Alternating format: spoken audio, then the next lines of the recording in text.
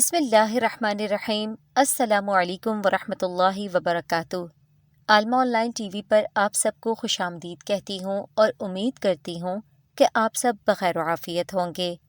ناظرین، رزق کی تنگی کا مسئلہ ہر ایک کو درپیش ہے اور ہر کوئی رزق کی تنگی کی شکایت کرتا نظر آتا ہے۔ آج کل ہم دیکھتے ہیں کہ ہر دوسرا فرد رزق کی تنگی اور معاشی حالات کی خستگی کا شکار ہے، یا پھر ہم پیسہ تو کما لیتے ہیں لیکن اس میں برکت نہیں ہے۔ تو آج کا وظیفہ ان تمام بہنوں کے لیے ہے جو اپنے والد، بھائی یا شوہر کے کاروبار اور مالی حالات کو لے کر پریشان رہتی ہیں اور لاکھ کوششوں کے بعد بھی گھر کے اخراجات پورے نہیں ہو رہے، ان میں دن بدن اضافہ ہوتا ہے۔ یہ وظیفہ ان تمام بھائیوں کے لیے بھی ہے جو کاروبار کی وجہ سے پریشان رہتے ہیں اور سارے دن کی محنت کے بعد بھی وہ اپنے گھر کی ضروریات کو پورا کرنے سے قاصر رہتے ہیں۔ رزق کی تنگی بہت سے مسائل کو جنم دیتی ہے۔ گھروں میں ہر وقت ٹینشن بنی رہتی ہے اور سب کے مزاج میں چڑچڑا پن آنے لگتا ہے۔ آپ کی اس مشکل کو حل کرنے کے لیے آج عالمہ آن لائن ٹی وی پر ایک ایسے وظیفے کے ساتھ پیش ہوئی ہوں جو کہ اس بڑی سی مشکل کو جلد حل کر دے گا اور آپ کو آسودگی میسر ہوگی، رزق میں برکت ہوگی اور مال و دولت میں بھی اضافہ ہوگا۔ لیکن پہلے جان لیں کہ رزق کی تنگی اس کے بے شمار اسباب ہو سکتے ہیں۔ کئی وجوہات ہوتی ہیں جن کی وجہ سے آئے دن ہمارے رزق میں تنگی ہوتی چلی جاتی ہے یا پھر رزق میں سے برکت ختم ہو جاتی ہے، ہر وقت بے برکتی سی رہتی ہے اور ہمیں اندازہ ہی نہیں ہوتا کہ ہم سے ایسی کون سی غلطی ہو رہی ہے، ایسی کون سی کوتاہی ہو رہی ہے جس کی وجہ سے ہمارا رزق ہم پر تنگ کیا جا رہا ہے۔ بعض دفعہ ہماری ناشکری بھی رزق میں تنگی کا سبب بنتی ہے۔ جو چیز ہمیں میسر ہے اس پر شکر ادا نہیں کرتے، زیادہ کے لالچ اور جو موجود ہے اس پر بھی ہم ناشکری کرتے ہیں، جس کی وجہ سے ہمارا رزق ہم پر اور تنگ کر دیا جاتا ہے۔ اس کا بہترین حل یہ ہے کہ اپنے سے کمتر لوگوں پر نظر رکھی جائے اور اللہ تعالیٰ کا شکر ادا کریں۔ اس کے علاوہ دین سے دوری بھی اس کی وجہ ہے۔ ہم اکثر نمازوں کی پابندی نہیں کرتے، عبادات کا اہتمام نہیں کرتے، تو ظاہر ہے جس گھر میں اللہ کا نام نہیں لیا جائے گا، اللہ تعالیٰ کو یاد نہیں کیا جائے گا، اس گھر میں نحوست تو ڈیرے ڈالے گی ہی۔ رزق کے تمام خزانے اللہ تعالیٰ کے پاس ہیں، وہ کائنات میں موجود تمام مخلوقات کو رزق دے رہا ہے، لیکن پھر بھی اس کے خزانوں میں کمی واقع نہیں ہوتی۔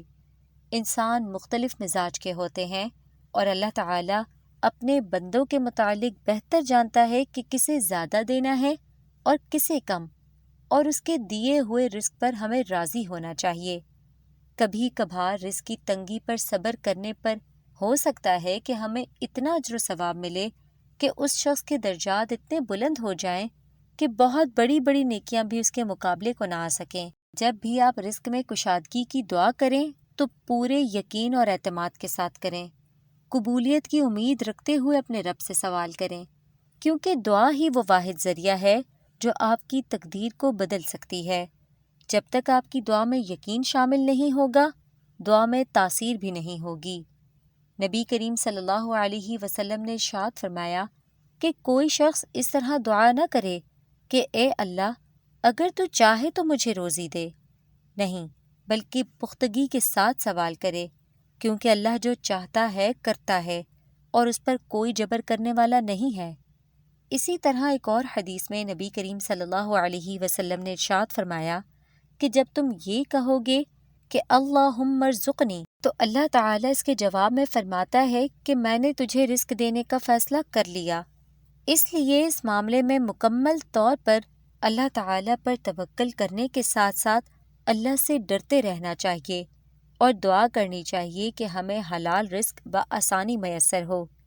پیٹ کی آگ کو بجھانے کے لیے حرام اور ناجائز طریقوں کی طرف نہیں جانا چاہیے، کیونکہ اللہ تعالیٰ کا ارشاد ہے کہ جو شخص اللہ کے لیے تقوی اختیار کرے گا تو اللہ تعالیٰ اس کے لیے اس مشکل سے نکلنے کا راستہ بنا دے گا اور اسے وہاں سے رزق عطا کرے گا جہاں سے اس کا گمان بھی نہیں ہوگا۔ اللہ تعالیٰ غیب سے ایسے اسباب پیدا فرما دیتا ہے جن کے بارے میں انسان نے کبھی سوچا بھی نہیں ہوتا، بس انسان کو اللہ تعالیٰ کی تقسیم پر راضی رہنا چاہیے۔ معزز ناظرین، پیسہ انسان کی کمزوری بھی ہے اور بسا اوقات پیسہ انسان کی سب سے بڑی طاقت بھی دی جاتی ہے، لیکن جب گردش زمانے سے حالات تبدیل ہوتے ہیں اور وقت پلٹا کھاتا ہے اور دولت اور ثروت ایک جھٹکے میں انسان سے چھین لی جاتی ہے تو سب دوست، احباب، رشتہ دار اسے چھوڑ دیتے ہیں، اس سے دور ہو جاتے ہیں کہ اب یہ ہمیں کھلانے لائق تو رہا نہیں، کہیں یہ ہم سے کچھ مانگ ہی نہ لے۔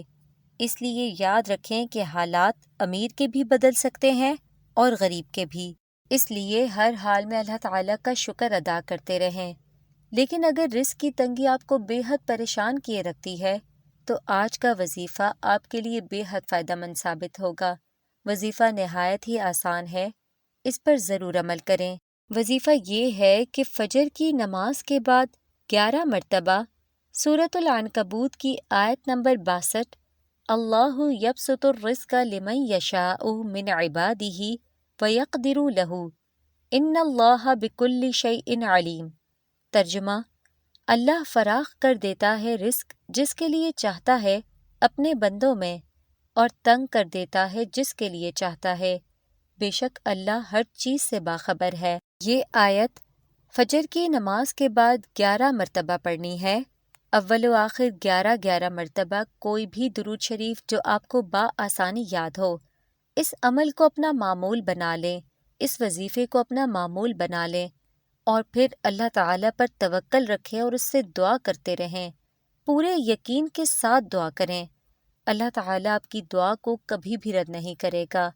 رزق دینے کا وعدہ اور رزق دینے والی ذات اللہ تعالیٰ کی ہے۔ پارہ نمبر 21 میں سورۃ العنکبوت کی آیت نمبر 62 کو آپ نے روزانہ پڑھنے کا معمول بنانا ہے اور صرف 11 مرتبہ پڑھنا ہے۔ کوئی لمبی چوڑی تسبیح نہیں ہے، بالکل مختصر سا اور آسان سا وظیفہ ہے، آسان سی آیت ہے جو آپ کو ایک بار پڑھنے میں بھی یاد ہو سکتی ہے، لہٰذا دل لگا کر اس پر عمل کریں اور دوسری بہنوں اور بھائیوں کے ساتھ بھی اس ویڈیو کو زیادہ سے زیادہ شیئر کریں، نیکی کمانے کی نیت سے شیئر کریں اور نیکی کمانے میں رغبت رکھا کریں، کیونکہ شیطان ہمیشہ یہی چاہے گا کہ آپ کے ہاتھوں سے نیک کام نہ کروائے۔ اس لیے کوشش کریں کہ شیطان کو شکست دیں اور اس چیز پر عمل کریں جو آپ کے لیے بہتر ہے، جو آخرت میں آپ کے کام آنے والی ہے، جو آخرت میں آپ کو جہنم کی آگ سے بچائے گی۔ امید ہے کہ میری آج کی ویڈیو آپ کو بے حد پسند آئی ہوگی۔ وظیفہ ایک بار پھر سن لیں، پارہ نمبر 21 سورۃ العنکبوت آیت نمبر 62، فجر کی نماز کے بعد 11 مرتبہ پڑھنی ہے، اول و آخر کوئی بھی درود شریف 11 مرتبہ لازمی پڑھ لیں۔ آج سے ہی اس عمل کا آغاز کریں اور رزق میں فراوانی اور برکت کو بڑھتا ہوا دیکھیں۔ امید ہے کہ ہماری آج کی ویڈیو آپ کو بے حد پسند آئی ہوگی۔ اگر آپ کسی اور مسئلے کے متعلق کوئی وظیفہ جاننا چاہتے ہیں، کسی شرعی مسئلے یا فقہی مسئلے کے متعلق کچھ جاننا چاہتے ہیں تو کمنٹ سیکشن میں ضرور آگاہ کیجیے گا۔ وَمَا عَلَيْنَا إِلَّا الْبَلَاغُ الْمُبِينُ۔